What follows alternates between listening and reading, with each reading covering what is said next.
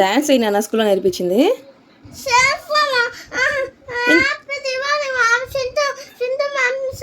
ఇప్పుడేం దివాలి నానా? ఏం చెప్పింది సింధు మేడము?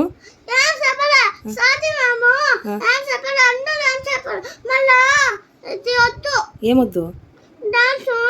నీకు యాన్యువల్ డేకి డాన్స్ నేర్పిస్తాను కదా, నేను డబ్బులు కూడా కట్టాను కదా, నువ్వు నాకు చూపించాలి కదా ఎలా నేర్పిస్తుందా మేడం అని. ఒక్క స్టెప్ అయినా నాకు తృప్తిగా ఉంటుంది. ఎందుకు వద్దు? నీకు స్కూల్లో నేర్పిస్తుందా మేడము? నేర్పించలే మేడం? మెల్లిగా ఎందుకు?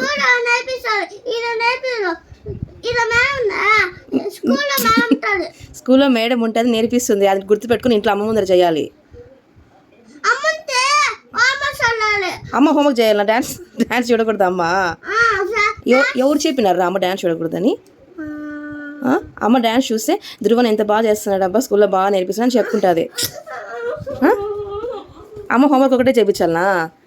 లేరా, ఎక్కడ రూల్ రా ఇది? ఎక్కడ రూల్ ఇది?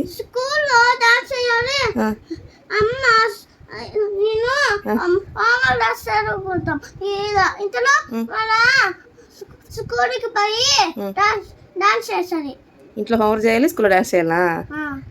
వస్తాను రేపు మీ మేడంతో మాట్లాడతా. సరే మాకోను. సరే కానీ దివాళీ ఎందుకు వచ్చింది మధ్యలో? ఎప్పుడంట దివాళీ? సాయంత్రం దివాళీ అన్నా? ఎప్పుడు వచ్చిందా దివాళీ? ఉన్నట్టుండి మార్చిలో మేడము హోలీ అని చెప్పింటుంది. హోలీ అనిందా దివాళీ అనిందా? హోలీకి ఏం చేయాలి? హోలీకి ఏం చేయమనింది మేడం?